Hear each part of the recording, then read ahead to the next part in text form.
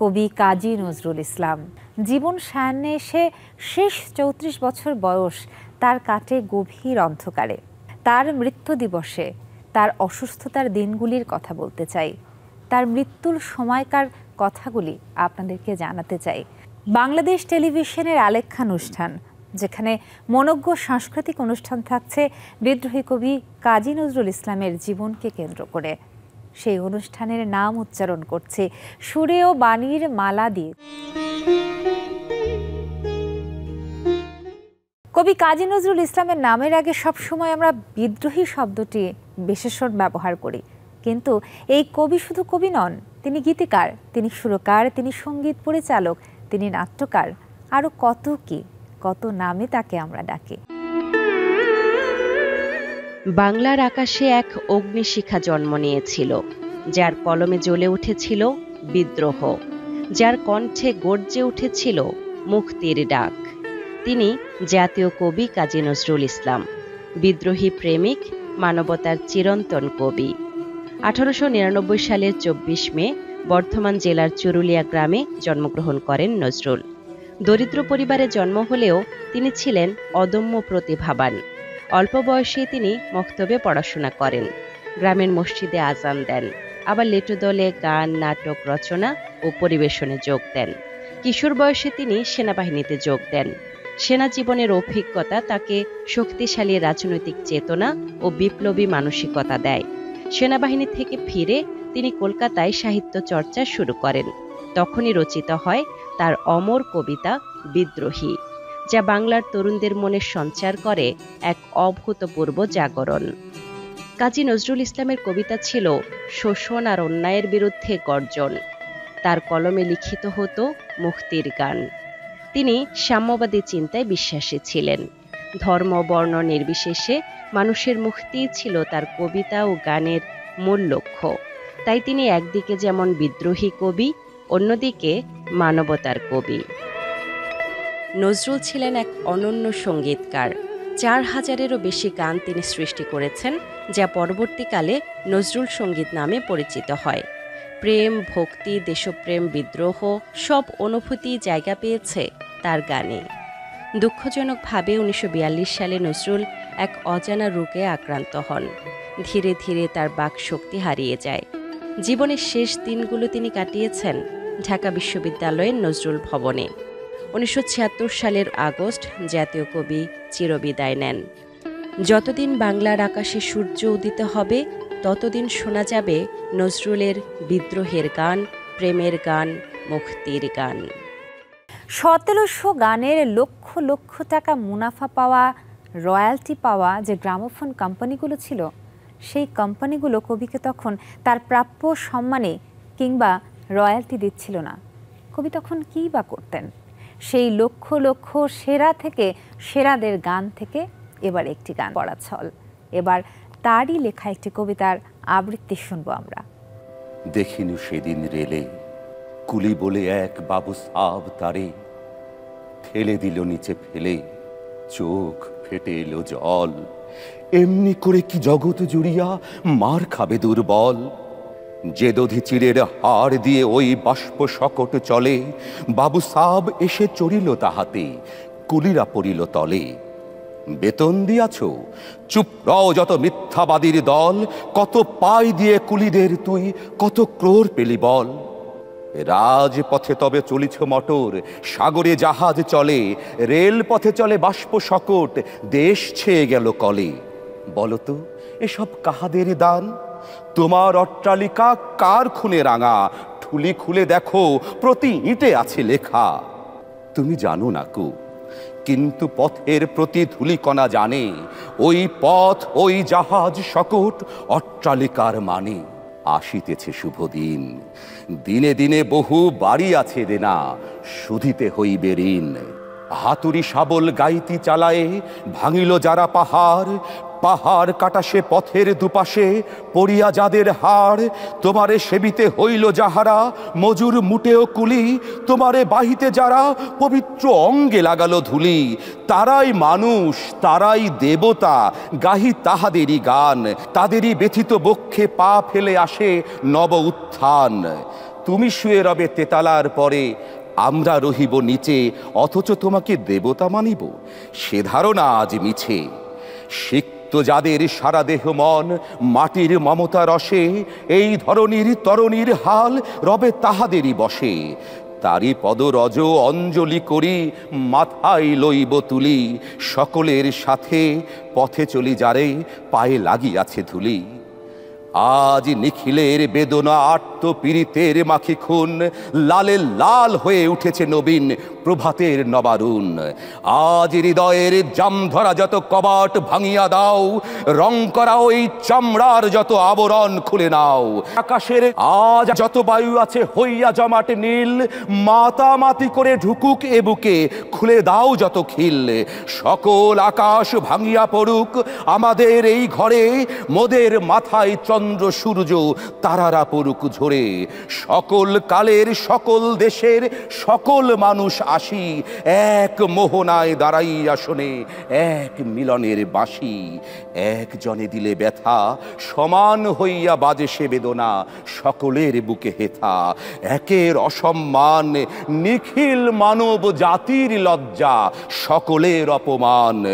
মহামানবের মহাবেদনার আজই মহা উত্থান, ঊর্ধ্বে হাসিছে ভগবান, নিচে কাঁপিতেছে শয়তান। অঞ্জলি লহমোর এবারে এই মিষ্টি গানে একটি নাচের পরিবেশনা। যেদিন আমি হারিয়ে যাব, বুঝবে সেদিন বুঝবে, অস্তপারের সন্ধ্যা তারায় আমার খবর বুঝবে, বুঝবে সেদিন বুঝবে। ছবি আমার বুকে বেঁধে পাগল হয়ে কেঁদে কেঁদে ফিরবে মরু কাননগিরি, সাগর আকাশ বাতাস চিরি। যেদিন আমায় খুঁজবে, বুঝবে সেদিন বুঝবে।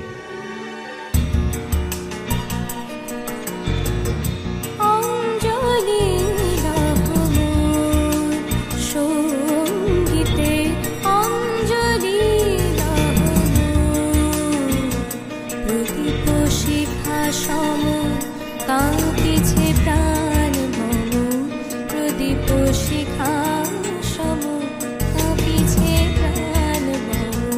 তোমায় হে সুন্দর বন্দিতে সঙ্গীতে সঙ্গীতে অঞ্জলি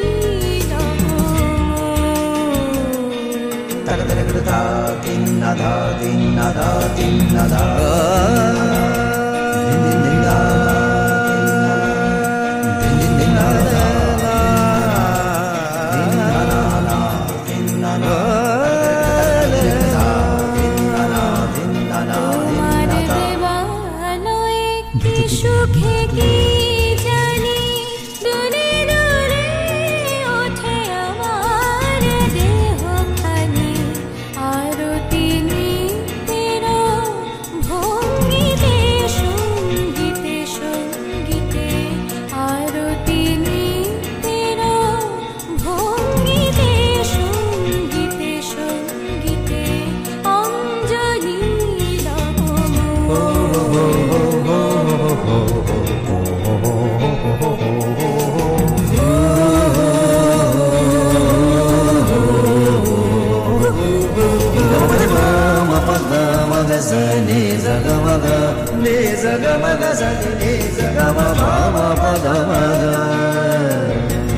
ফুলকে বিকশিল প্রেমের শত দল, গন্ধে ডুবে রসে তলিছে তরমল। তোমার মুখে চাহি আমার বাণী যত লুটাইয়া পড়ে ঝড়ের মতো। তোমার মুখে চাহি আমার বাণী যত লুটাইয়া পড়ে ঝড়ের মতো। তোমার পদতল রঞ্জিতে সঙ্গীতে সঙ্গীতে অঞ্জলি সঙ্গীতে অঞ্জলি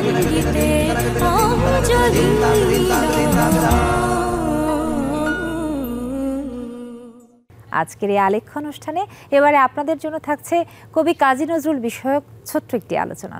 12ই ভাদ্র বাংলাদেশের জাতীয় কবি কাজী নজরুল ইসলামের 49তম মৃত্যুবার্ষিকী। এই মহান এবং মহৎ কবির মৃত্যুবার্ষিকী উপলক্ষে আমরা আজকে মিলিত হয়েছি। তার জীবন দর্শন, সাহিত্য এবং বাংলাদেশের জাতীয় কবি হিসেবে তার আবির্ভাব এই বিষয়ে আমরা আলোচনা করব। আমাদের সাথে স্টুডিওতে আছেন জাতীয় কবি কাজী নজরুল ইসলাম ইনস্টিটিউটের নির্বাহী পরিচালক এবং বিশিষ্ট ঔপন্যাসিক গীতিকার জনাব মোহাম্মদ লতিফুল ইসলাম শিবলি, নজরুল বিশেষজ্ঞ কবি ডক্টর মাহবুব হাসান। প্রথম প্রশ্ন নজরুল ইনস্টিটিউটের নির্বাহী পরিচালক জনাব লতিফুল ইসলাম শিবলির কাছে। কাজী নজরুল ইসলাম বাংলাদেশে 1972 সালে এসেছিলেন। তিনি যখন এসেছিলেন তখন তিনি এই দেশের নাগরিক ছিলেন না, আর জাতীয় কবিও ছিলেন না, যদিও 1929 সালে বাঙালি জাতির পক্ষ থেকে তাকে জাতীয় কবি হিসেবে সংবর্ধনা দেয়া হয়েছিল। আপনি যখন নির্বাহী পরিচালক হয়ে এলেন এই জুলাই বিপ্লবের পরে, তাকে জাতীয় কবি হিসেবে প্রতিষ্ঠিত করবার জন্য আমরা জানি যে একটা লড়াই করে সরকারের কাছ থেকে এই দাবিটি আদায় করতে হয়েছে। আপনার এবং নজরুল ইনস্টিটিউটের এই লড়াইয়ের ইতিহাসটি। উনি আমাদের জাতীয় কবি, এটার কোনো অফিসিয়াল ডিক্লারেশন নাই। আমাকে ভীষণভাবে আমি সারপ্রাইজ হয়েছে যে তাহলে এতদিন কি আমরা ভুল জানতাম। মানে আমাদের সাংবিধানিকভাবে আমাদের জাতীয় ফুল আছে, জাতীয় পাখি, নদী, কাঁঠাল, বন, সব আমাদের জাতীয়, মানে আমাদের সংবিধানের একটা অনুচ্ছেদে আছে আমাদের প্রতীকের একটা, সেখানে আমাদের জাতীয় কবির নাম নেই। মানে আমি খুব ভীষণভাবে সারপ্রাইজ হয়েছিলাম। প্রথম কথা হচ্ছে যে আমরা যে বিপ্লবের ভিতর দিয়ে গিয়েছি, যে রক্তক্ষয়ী বিপ্লবের ভিতর দিয়ে বাংলাদেশ ফ্যাসিবাদের উৎখাত হয়েছে, সেই বিপ্লবের একটা বড় ইন্সপিরেশন ছিল আমাদের জাতীয় কবি কাজী নজরুল ইসলাম। আমাদের সন্তানরা যখন মিছিল করেছে, তারা যখন বক্তৃতা দিয়েছে, বারবার উদ্ধৃতি হিসাবে যেই কবির, যে মহান কবির সাহিত্য, তার কবিতা, তার গান উচ্চারিত হয়েছে। তো এইটা একটা বড় সাপোর্ট ছিল আমার জন্য। ওই সময়ে প্রথম যেই সাংস্কৃতিক যে অ্যাডভাইজার হলেন আমাদের আসিফ নজরুল, আমার কাছে তখন মনে হয়েছে যে এটাই একটা সুযোগ, যেভাবে হোক এই কাজটি করতেই হবে। আসিফ ভাই আমার এই বারবার বলেছি, আমি ওই সময় যখন আলী রিয়াজ ভাই যখন সংবিধান সংস্কার নিয়ে যখন কাজ করছেন, আমি আলী রিয়াজ ভাইকে বারবার বলেছি। এরপরে যখন মোস্তফা সরোয়ার ফারুকী যখন অ্যাডভাইজার হিসাবে আসলেন, সব কিছু মিলিয়ে ফাইনালি এটা ক্যাবিনেটে উঠলো এবং খুব দ্রুততম সময়ের ভিতর দিয়ে এটা পাশ হয়ে গেল। তো এই যে, এবং সেই সময়টা আশ্চর্যজনকভাবে মাত্র 4 মাস, আমি 4 মাসের মাথায় কাজটা করতে পেরেছি। পরে আমি মনে করি যে এটা আমাদের জাতি হিসাবে একটা অনেক বড় একটা ঋণ শোধ হলো আমাদের কবির প্রতি। জুলাই বিপ্লবে ছাত্র জনতার আন্দোলনে সবচাইতে বেশি ব্যবহৃত হয়েছে নজরুলের গান, নজরুলের কবিতা, এবং দেয়ালে দেয়ালে যে গ্রাফিতিগুলো আমাদের ছেলেমেয়েরা এঁকে দিয়েছিল, মাথায় বেঁধেছিল বলবীর উন্নতম মশির, এটি নজরুল। আর কোনো কবি এমনভাবে আবির্ভূত হয়নি। নজরুল আমাদের যে কোনো বিপ্লব, যে কোনো অধিকার, যে কোনো স্বাধীনতা, তারপরে মানুষের যে কোনো ভেদ জ্ঞান নির্বিশেষে নজরুল শাশ্বত। আমি এই প্রসঙ্গে ডক্টর মাহবুব হাসানকে একটু প্রশ্ন করতে চাই যে নজরুলের এই যে প্রাসঙ্গিকতা বিভিন্ন বিপ্লবে, তার সূত্র ধরে জুলাই বিপ্লবে, এটি কবে থেকে মূলত শুরু হয়েছিল? নজরুল ইসলাম যেদিন মারা গেলেন, তাকে যখন মসজিদের পাশে কবর দেওয়া হলো, তার জানাজায় কিন্তু জেনারেল জিয়াউর রহমান স্যালুট করে তাকে কিন্তু জাতীয় কবির মর্যাদা দিয়েছিলেন। গেজেটে না উঠলে পর্যন্ত আমরা তাকে স্বীকৃতি বলে মনে করি না। কিন্তু নজরুল স্বীকৃতির জন্যে কবি হন নাই। কবি হয়েছেন নিজের স্বাধীনতা, নিজের বোধ থেকে, তার সাংস্কৃতিক যে চৈতন্য তার জন্যে।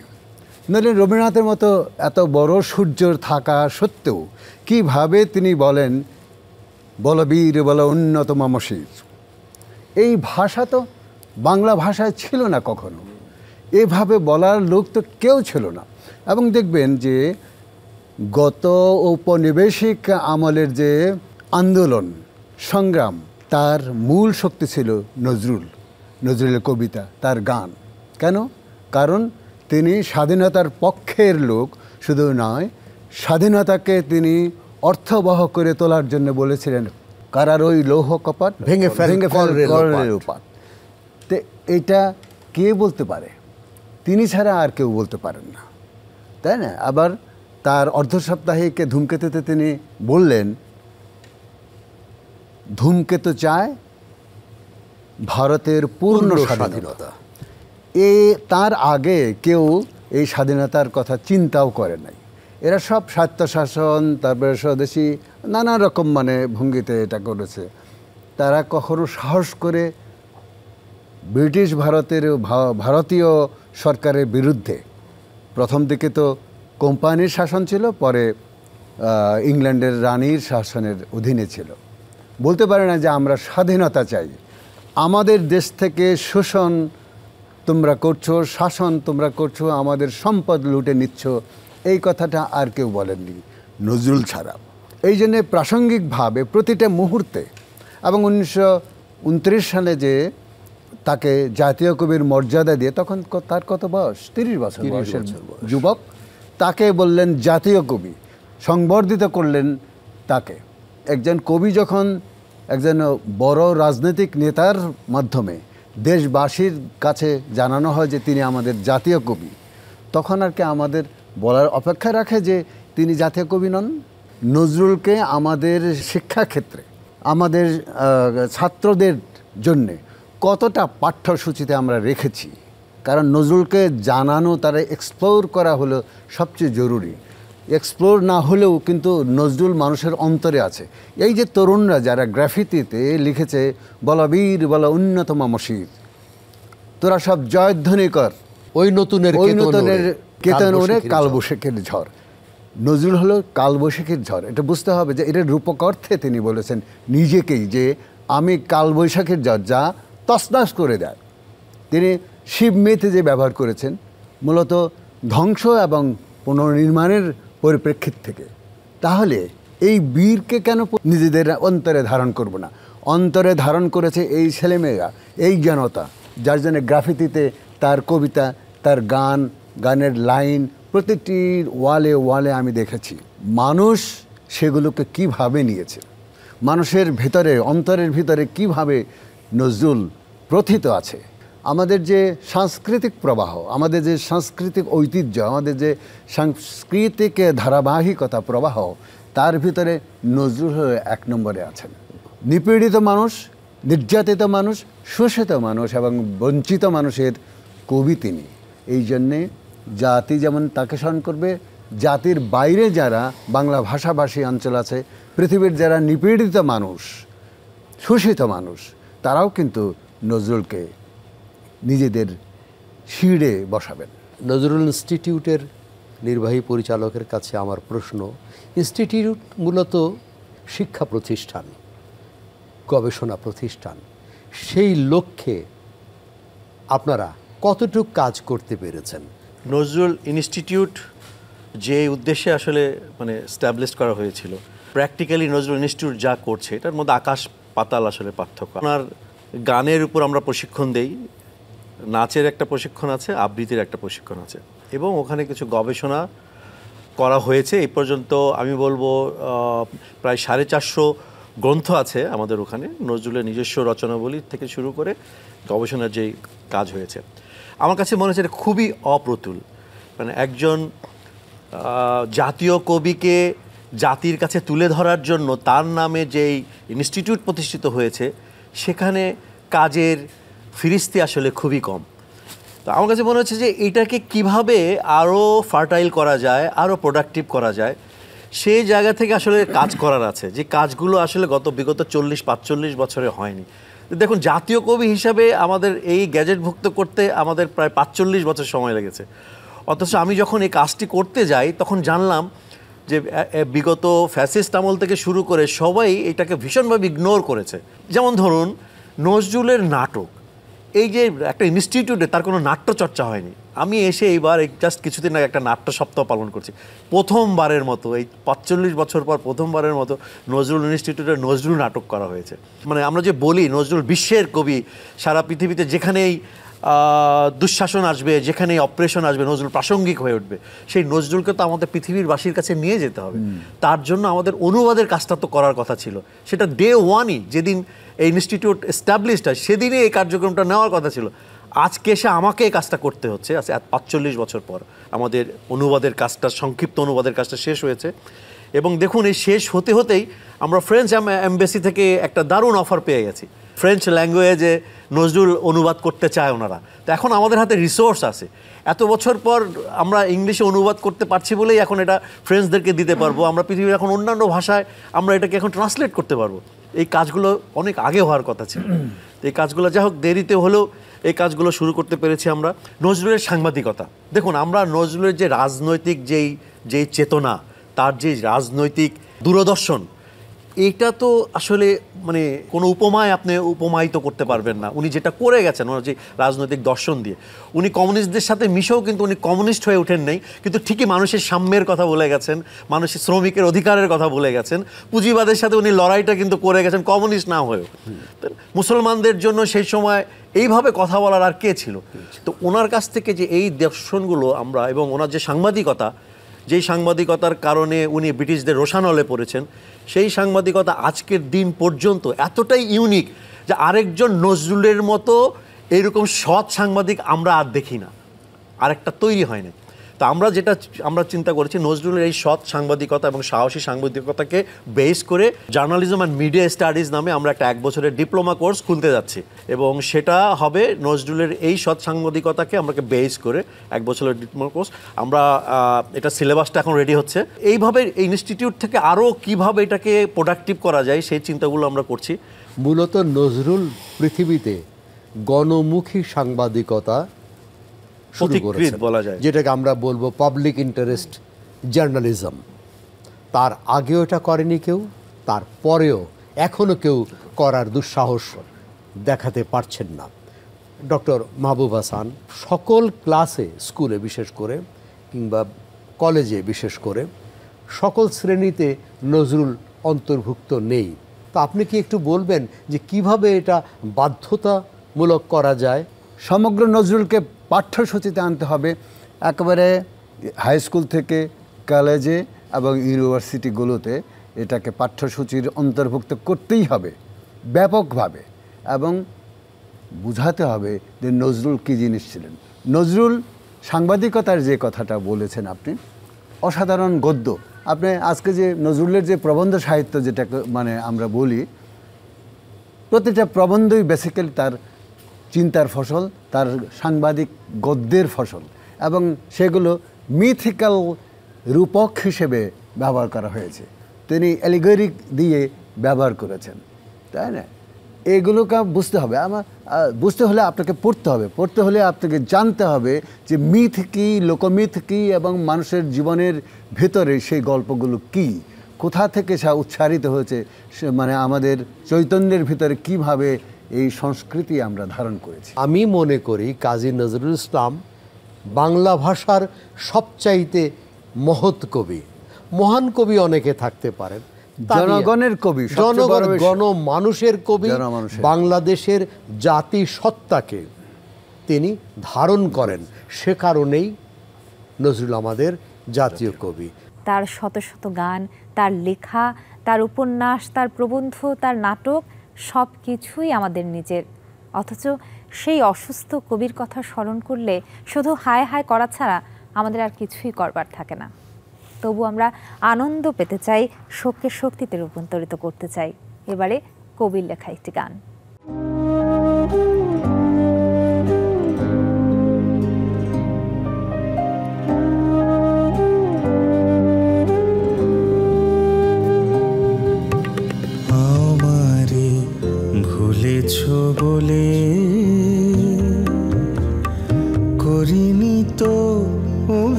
ক্ষণিক প্রেম আমারে দিয়েছে মান, আমারে ভুলেছ বলে করিনি তো অভিমান। তোমার ক্ষণিক প্রেম আমারে দিয়েছে মান, আমারে ভুলেছ বলে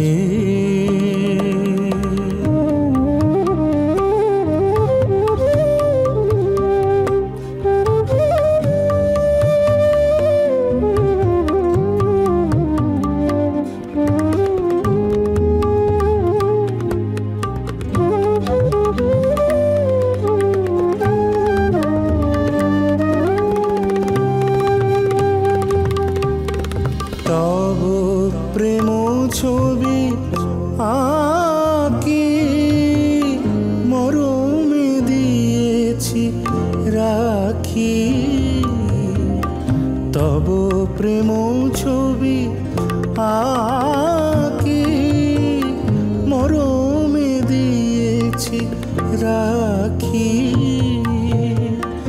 তেমনি উজাল সে যে আজও হয়নি ম্লান, আমারে ভুলেছ বলে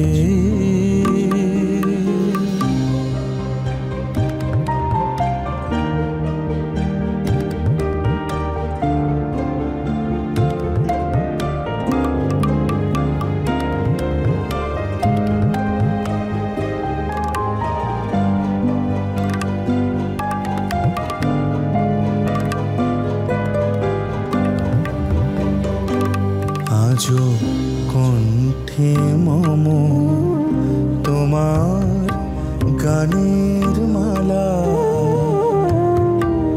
সুরের পরশে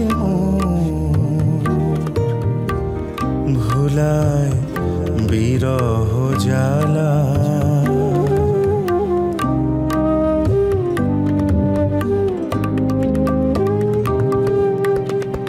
তোমার অমর স্মৃতি ধ্যানে পুঁজি গো নীতি,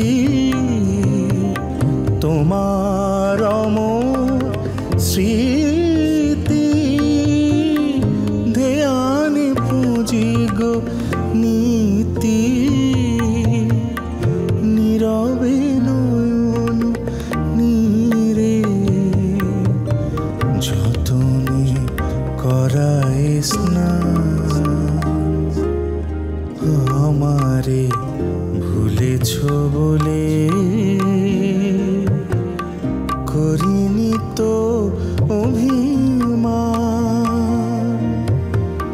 তোমার ক্ষণিক প্রেম আমারে দিয়েছে মান, আমারে ভুলেছ বলে, আমারে ভুলেছ বলে, আমারে ভুলেছ বলে। কবি হয়তো জীবন সামনে এসে অনেক কিছুই ভুলতে বসেছিলেন, কিন্তু আমরা ভুলিনি তার সেই দুর্দান্ত দুর্বিষহ দুর্বার সব বাণী। কান্ডারি হুঁশিয়ার এই কবিতার আবৃত্তিটি এবারে আপনাদের জন্য। দুর্গম গিরি কান্তারে মরু দুস্তর পারাবার, লঙ্ঘিতে হবে রাত্রি নিশীথে যাত্রীরা হুঁশিয়ার। দুলিতেছে তরি, ফুলিতেছে জল, ভুলিতেছে মাঝি পথ, ছিড়িয়াছে পাল, কে ধরিবে হাল, আছে কার হিম্মত। কে আছো জোয়ান, হও আগুয়ান, হাকিছে ভবিষ্যৎ। এ তুফানে ভারী, দিতে হবে পারি, নিতে হবে তরি পার। তিমির রাত্রি, মাতৃমন্ত্রী, শান্তিরা সাবধান, যুগ যুগান্ত সঞ্চিত ব্যথা ঘষিয়াছে অভিযান। ফেনাইয়া ওঠে বঞ্চিত বুকে পুঞ্জিত অভিমান, ইহাদের পথে নিতে হবে, সাথে দিতে হবে অধিকার। অসহায় জাতি মরিছে ডুবিয়া, জানে না সন্তরণ। কান্ডারি, আজ দেখিব তোমার মাতৃ মুক্তিপণ। হিন্দু না ওরা মুসলিম, ওই জিজ্ঞাসে কোনে জন। কান্ডারি বলে ডুবিছে মানুষ, সন্তান মোরমার। গিরি সংকট ভীরু যাত্রীরা গুরুগড় যায় বাজ। পশ্চাৎ পথ যাত্রীর মনে সন্দেহ জাগে আজ। কান্ডারি, তুমি ভুলিবে কি পথ, তেজিবে কি পথ মাঝ। করে হানাহানি তবু চলো টানি, নিয়াছ যে মহাভার। কান্ডারি, তব সম্মুখে ওই পলাশির প্রান্তর। বাঙালির খুনে লাল হলো যেথা ক্লাইভের খঞ্জর। ওই গঙ্গায় ডুবিয়াছে হায় ভারতের দিবাকর। উদিবেশে রবি আমাদেরই খুনে রাঙিয়া পুনর্বার। ফাঁসির মঞ্চে গেয়ে গেল যারা জীবনের জয়গান। আসি অলক্ষ্যে দাঁড়ায়েছে তারা, দিবে কোন বলিদান। আজি পরীক্ষা জাতির অথবা জাতেরে করিবে ত্রাণ। দুলিতেছে তরি, ফুলিতেছে জল, কান্ডারি হুঁশিয়ার। এবারে যে নৃত্য পরিবেশনা আপনাদের সামনে উপস্থাপন করতে চাই, সেই গানের শিরোনামটি উপস্থাপন করছি। মোরা ঝঞ্ঝার মতো উদ্দাম, মোরা ঝর্ণার মতো চঞ্চল, মোরা বিধাতার মতো নির্ভয়, মোরা প্রকৃতির মতো সচ্ছল। মোরা ঝঞ্ঝার মতো উদ্দাম, মোরা ঝঞ্ঝার মতো উদ্দাম।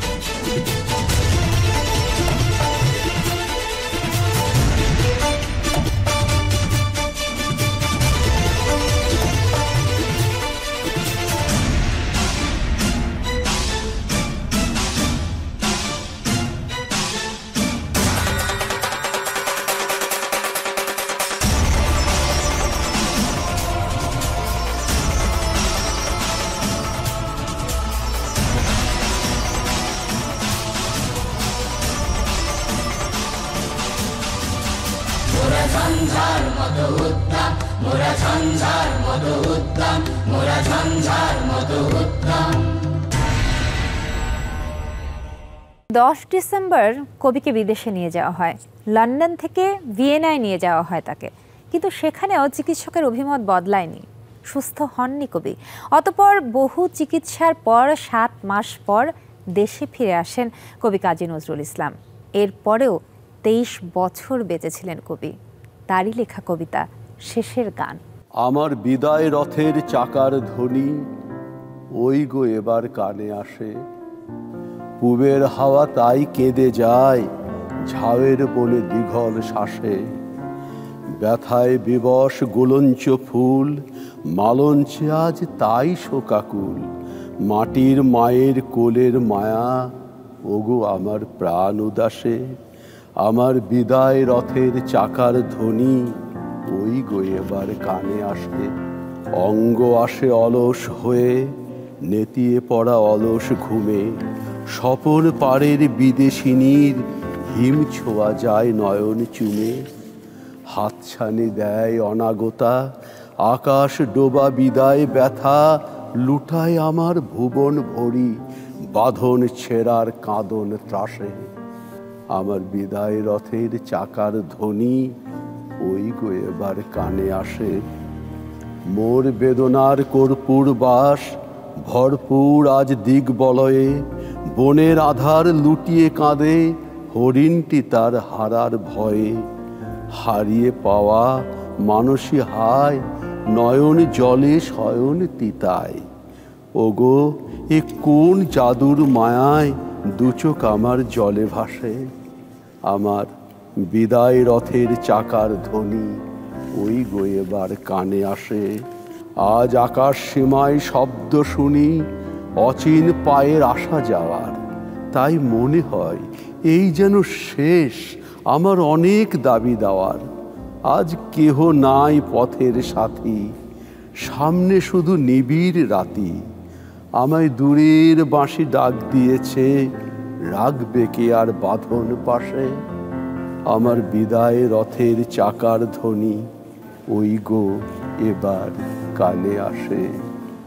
কবি কাজী নজরুল ইসলামের ছোটবেলার নাম ছিল দুঃখু মিয়া, তাই দুঃখেই কেটেছে তার জীবন। কিন্তু সেই দুঃখকেও তিনি জয় করেছিলেন তার লেখা দিয়ে, তার কবিতা দিয়ে, তার কলমের শক্তি দিয়ে।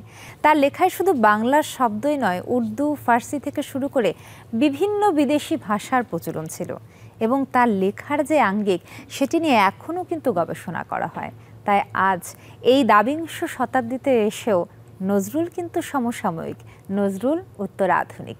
এবারে তার আরও একটি গান।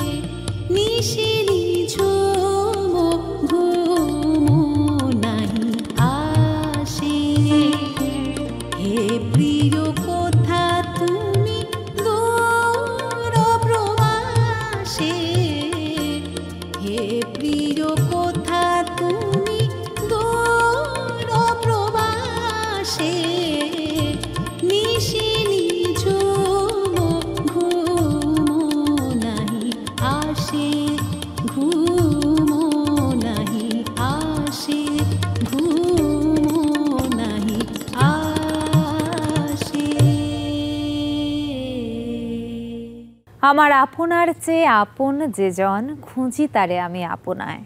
আমি শুনি যেন তার চরণের ধ্বনি, আমারই তিয়াসী বাসনায়। সুরে ও বাণীর মালা দিয়ে তুমি আমারে ছুঁইয়াছিলে।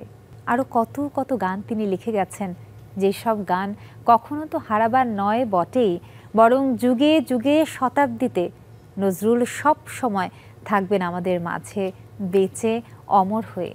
তার গান, তার লেখা, তার কবিতা, তার কলমের স্পর্ধার জন্য আরও অনেক কথা বাকি রয়ে যায়, কারণ তিনি নজরুল। সবাই খুব ভালো থাকবেন। নজরুলকে নিয়ে বারবার আমাদের কথা হোক, বারবার আমাদের কলমে তার কথা উঠে আসুক।